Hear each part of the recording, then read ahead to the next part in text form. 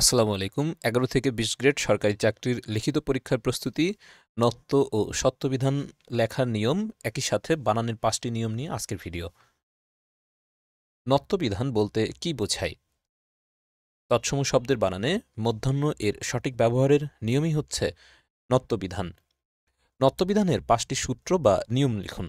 মাঝে মাঝে লিখিত যে পরীক্ষাগুলো হয় সেখানে নত্যবিধানের ৫টি নিয়ম বা সত্যবিধানের ৫টি নিয়ম এবং একই সাথে বানানের ৫টি নিয়ম থেকে প্রশ্ন এসে থাকে।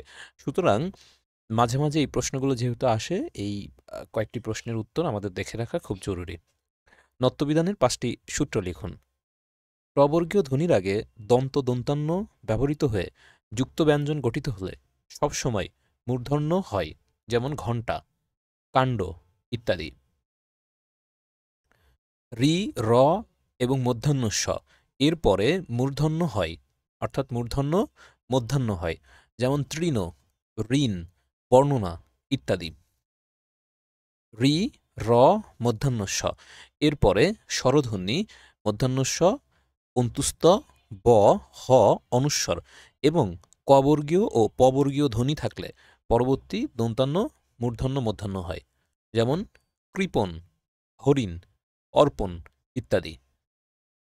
বিদেশি শব্দে মূর্ধন্য ব্যবহার হবে না, যেমন কর্নেল। কতগুলো শব্দে স্বভাবতই মধ্যাহ্ন হয়, যেমন চাণক্য, মাণিক্য, বণিক, পণ ইত্যাদি। এরপরে আছে যে সত্যবিধান বলতে কি বোঝায়। তৎসম শব্দের বানানে মধ্যাহ্ন স এর ব্যবহারের নিয়মকে সত্যবিধান বলে। সত্যবিধানের ৫টি নিয়ম লিখুন।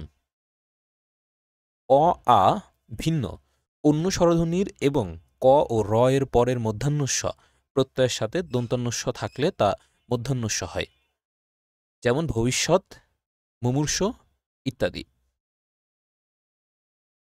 ইকারান্ত এবং রস্যুকারান্ত উপসর্গের পর কতগুলো ধাতুতে মধ্যাহ্ন স হয়, যেমন অভিষেক, প্রতিষেধক, প্রতিষ্ঠান ইত্যাদি।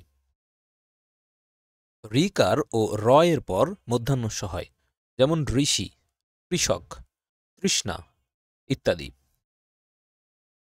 ট ও ঠ এর পরে যুক্ত হলে দন্তান্নস্ব না হয়ে মূর্ধন্য মধ্যাহ্নস্ব হয়, যেমন কষ্ট, স্পষ্ট, নষ্ট ইত্যাদি।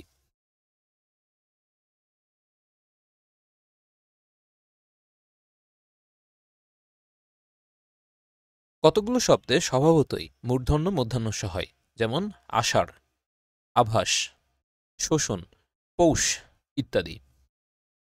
এরপরে আছে আরেকটা প্রশ্ন, যেটা মাঝে মাঝেই লিখিত পরীক্ষাতে এসে থাকে। সেটা হচ্ছে বাংলা একাডেমি প্রমিত বাংলা বানানের কয়েকটি নিয়ম।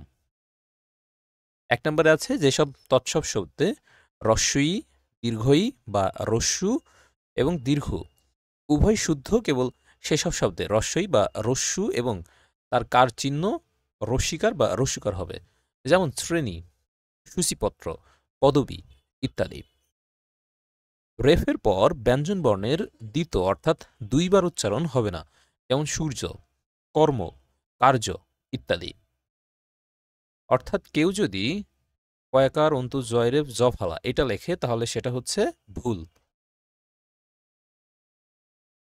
অতৎসম শব্দের বানানে মধ্যাহ্ন ব্যবহার হবে না, যেমন কান, গভর্নর, ধরন, রানী ইত্যাদি। সমাসবদ্ধ শব্দগুলি যথাসম্ভব একসঙ্গে লিখতে হবে, যেমন সংবাদপত্র, পিতাপুত্র, রবিবার, পূর্বপরিচিত ইত্যাদি।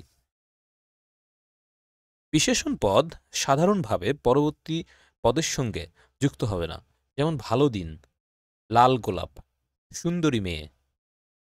এই যে যেমন লাল, ভালো, সুন্দরী এই ৩টি হচ্ছে বিশেষণ বা ইংরেজিতে বলা হলে হচ্ছে অ্যাডজেক্টিভ। বিদেশি শব্দের ক্ষেত্রে মধ্যাহ্নস্ব ব্যবহারের প্রয়োজন নেই, যেমন পোশাক, স্টেশন, স্টিরিও ইত্যাদি।